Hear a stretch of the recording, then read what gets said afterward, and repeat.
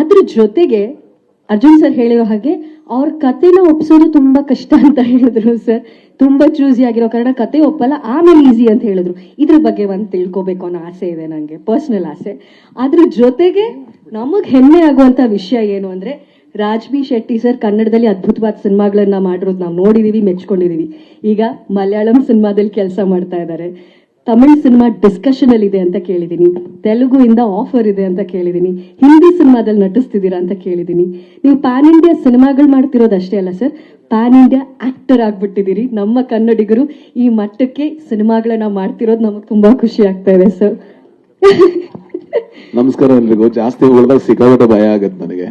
First of all ನಾನು ಅಲ್ಲಿ ಕೂತ್ಕೊಂಡಾಗ ಅಂದ್ರೆ ಈ ಸಿನಿಮಾದಲ್ಲಿ ಇಬ್ಬರೇ ಸೂಪರ್ ಸ್ಟಾರ್ ಇರೋದು. ನಾನು ಆಕ್ಟರ್ ಅಷ್ಟೇ. ನಾನು ಯಾವುದೇ ಕಾರಣಕ್ಕೂ ಅವ್ರು ಮಾಡಿರುವಂತ ಕೆಲ್ಸಗಳೇನು ಅಣ್ಣ ಸುಮ್ಮನೆ ಇರಿ ಅಣ್ಣ ಅವ್ರು ಮಾಡಿರುವಂತ ಕೆಲ್ಸಗಳು, ಅವರು ಕೊಟ್ಟಂತ ಸಿನಿಮಾಗಳು, ನಾನು ನಿನ್ನೆ ಮೊನ್ನೆ ಬಂದವನು, ನಂದಿನ್ನೂ 10 ವರ್ಷ ತುಂಬಿಲ್ಲ, 6-7 ವರ್ಷ ಆಗಿರೋದು. ಜಸ್ಟ್ ನಟಿಸಿದೆ ಅನ್ನೋ ಕಾರಣಕ್ಕೋಸ್ಕರ ನಾನು ಯಾವತ್ತೂ ಕೂಡ ಈ ಸಿನಿಮಾದ 3ನೇ ಸೂಪರ್ ಸ್ಟಾರ್ ಅಲ್ಲ, ಇಬ್ರು ಸೂಪರ್ ಸ್ಟಾರು, ನಾನೊಬ್ಬ ನಟ ಅಷ್ಟೇ.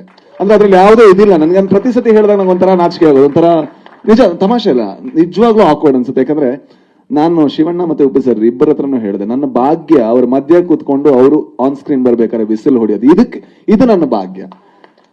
ಅಂಡ್ ಇನ್ನೊಂದು ಆಕ್ಚುಲಿ ಒಪ್ಸೋದಕ್ಕೆ ಕಷ್ಟ. ಯಾಕಂದ್ರೆ ನಾನು ಯಾವಾಗ್ಲೂ ಒಬ್ಬ ನಿರ್ದೇಶಕನಾಗಿ ಯೋಚನೆ ಮಾಡ್ತಾ ಇರ್ತೀನಿ, ನನಗೆ ಬರಿಬೇಕು, ನಾನು ಡೈರೆಕ್ಟ್ ಮಾಡ್ಬೇಕು ಅಂತ. ಆಕ್ಟಿಂಗ್ ಅಂದ ತಕ್ಷಣ ನಾನು ಯಾವಾಗ್ಲೂ ಯೋಚನೆ ಮಾಡೋದು, ಇದು ಆಕ್ಟ್ ಮಾಡಿದ್ರೆ ಮತ್ತೆ ನಾನು ಡೈರೆಕ್ಷನ್ ಇಂದ ಎಷ್ಟು ದೂರ ಹೋಗ್ತೀನಿ ಅಂತ.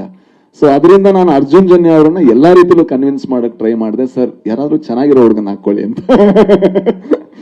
ಆದ್ರೆ ಇವತ್ತು ಅವ್ರು ನನ್ನನ್ನು ಒಪ್ಕೊಂಡಿದ್ ನನ್ನ ಭಾಗ್ಯ ಅಂತ ಅನ್ಕೋತೀನಿ. ಯಾಕಂದ್ರೆ ಒಬ್ಬ ಕನ್ನಡಿಗನಾಗಿ ಒಂದು ಒಳ್ಳೆಯ ಕನ್ನಡ ಸಿನಿಮಾ ಬರಬೇಕು, ಅಂಡ್ ಅದನ್ನ ನಮ್ಮವ್ರು ನೋಡ್ಬೇಕು, ಜೊತೆಗೆ ಹೊರಗಿನವರು ನೋಡ್ಬೇಕು, ಇದು ನಮ್ಮ ಸಿನಿಮಾ ಅಂತ ನಾವು ಎದೆ ತಟ್ಕೊಂಡು ಹೇಳ್ಬೇಕು ಅನ್ನುವಂತ ಸಿನಿಮಾಗಳನ್ನ ನೋಡ್ಬೇಕು ಅಂತ ಬಹಳ ಆಸೆಯಲ್ಲಿರುವಂತ ಒಬ್ಬ ಪ್ರೇಕ್ಷಕ ನಾನು.